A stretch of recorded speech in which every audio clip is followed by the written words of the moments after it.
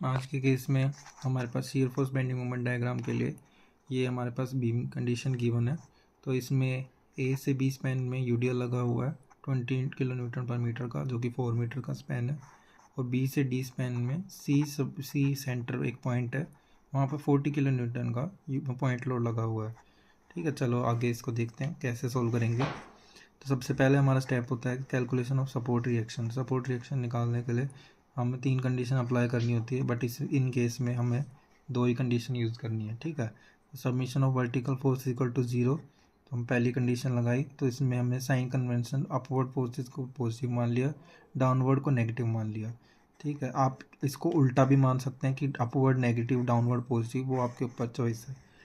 आगे बढ़ते हैं। तो upward forces R A support है, तो इस पर रिएक्शन लगेगा अपवर्ड को, और डी पे भी लगेगा। तो R A plus R D upward है, तो इनको पॉजिटिव ले लिया। माइनस नेगेटिव क्या है, यूडीएल लोड आ रहा है 20 × 4 माइनस 40, तो माइनस 40। यहाँ पे ध्यान दीजिएगा, यूडीएल के इसमें शियर फोर्स जब सपोर्ट रिएक्शन निकाल रहे होते हैं तो उस केस में हम सिर्फ फोर्सेस वर्टिकल ले रहे हैं, तो इसमें हमें इसके डिस्टेंस हाफ से पॉइंट लोड बना के मल्टीप्लाई करने की ज़रूरत नहीं है। वो हमारा बेंडिंग मोमेंट का केस आएगा, उस केस में हमें करना होगा। तब तक के शियर फोर्स के केस में और सपोर्ट रिएक्शन में हमें यूडीएल से सिर्फ एक ही बार डिस्टेंस टोटल डिस्टेंस पे मल्टीप्लाई करना है। ठीक है, आगे बढ़ते हैं। आगे बढ़ने के लिए देखिए, अब हमें मोमेंट की कंडीशन लगाई ए सपोर्ट पे, आप बी डी पे भी लगा सकते हैं, किसी एक सपोर्ट पे मोमेंट की कंडीशन लगाइएगा। तो यहाँ पे साइन कन्वेंशन मैंने एंटी क्लॉकवाइज को पॉजिटिव माना है, क्लॉकवाइज को नेगेटिव। तो यहाँ पे देखिए आर डी इंटू में ये डिस्टेंस 2 + 2 4 + 4 8, तो आर डी इंटू में 8 माइनस ये क्लॉकवाइज है तो माइनस 40 × 2 + 4 6, और यहाँ पे माइनस ये भी लोड है 20 × 4। ठीक है, तो इंटू 2, देखो ये बेंडिंग मोमेंट है, यहाँ पे 2। ठीक है, तो R D into 8 minus 40 × 6 minus 20 × 4 × 2। इन सब को सोल्व करेंगे तो हमारा आर डी की वैल्यू 50 किलो न्यूटन आ जाएगी। अब यही वैल्यू हमने इस इक्वेशन में पुट कर दी, जो हमने इक्वेशन 1 मानी थी, इसमें पुट करेंगे तो हमारी आर ए की वैल्यू आ जाएगी, जो कि है 70 किलो न्यूटन। ठीक है, तो अब आगे बढ़ते हैं शियर फोर्स निकालने के लिए। तो शियर फोर्स निकालेंगे, कैसे निकालेंगे, इन स्पैन ए बी स्पैन में जाएंगे।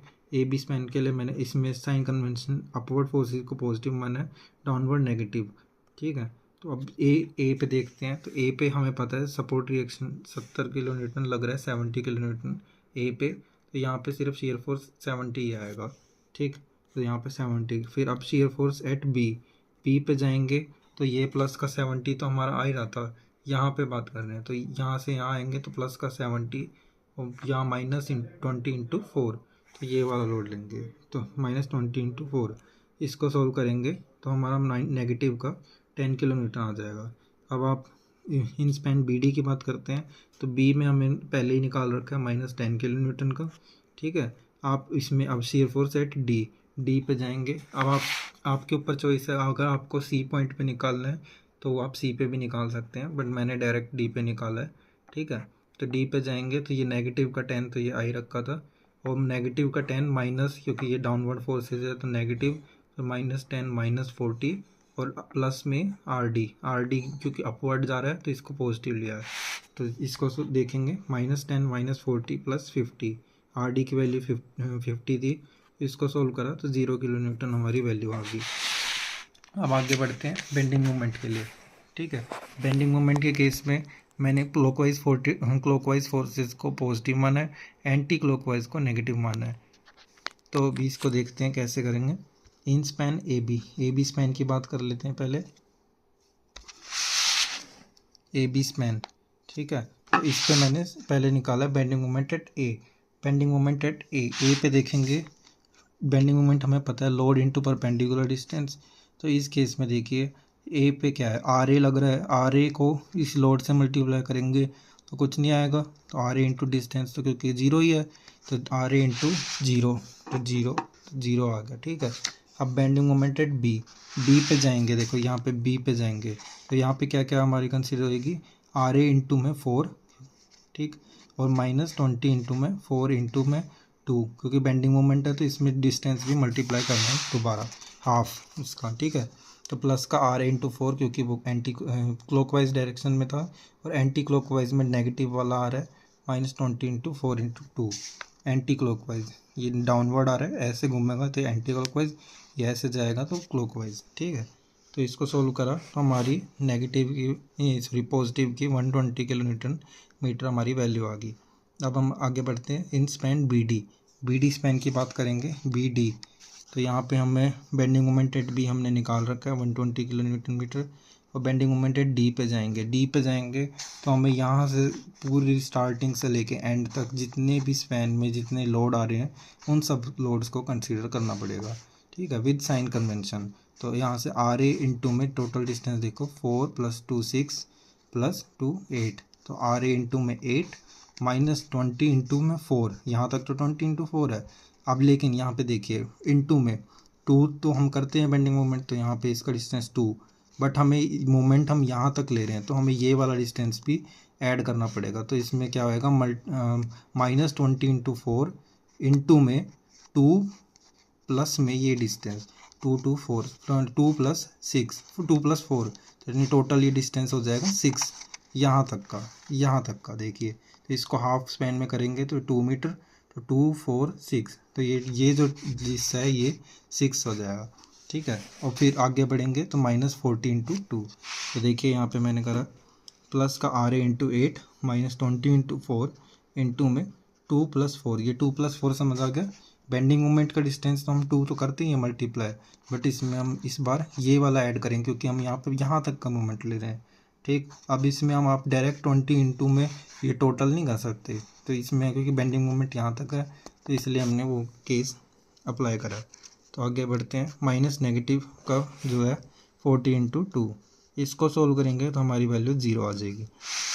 अब shear force bending moment diagram की बात कर लेते हैं।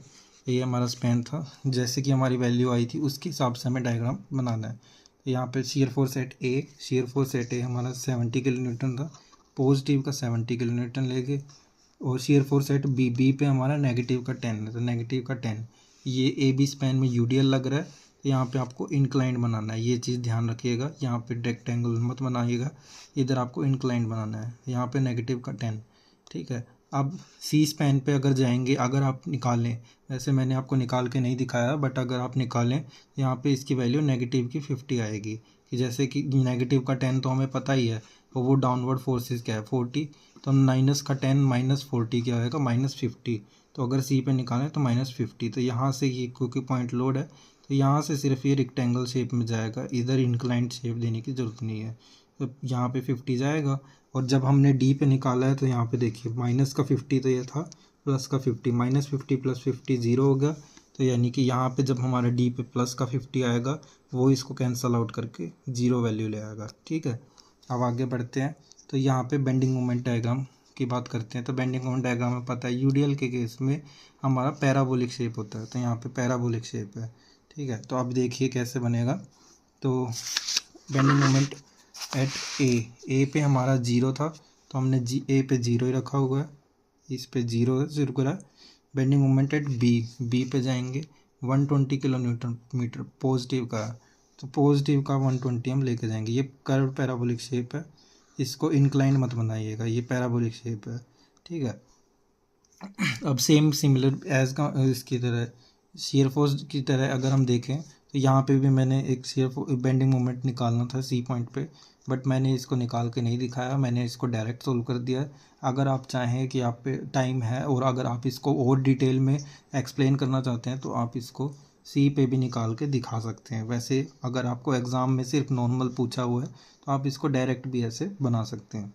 ठीक है, तो अब मैंने फिर इसके बाद में सीधा बेंडिंग मोमेंट एट डी देखा है, तो डी पे यहाँ पे देखिए कितना है, बेंडिंग मोमेंट एट डी, ये सारा कैंसिल आउट होके 0 हो जाता है, तो यहाँ पे मैं 0 लेके आ गया।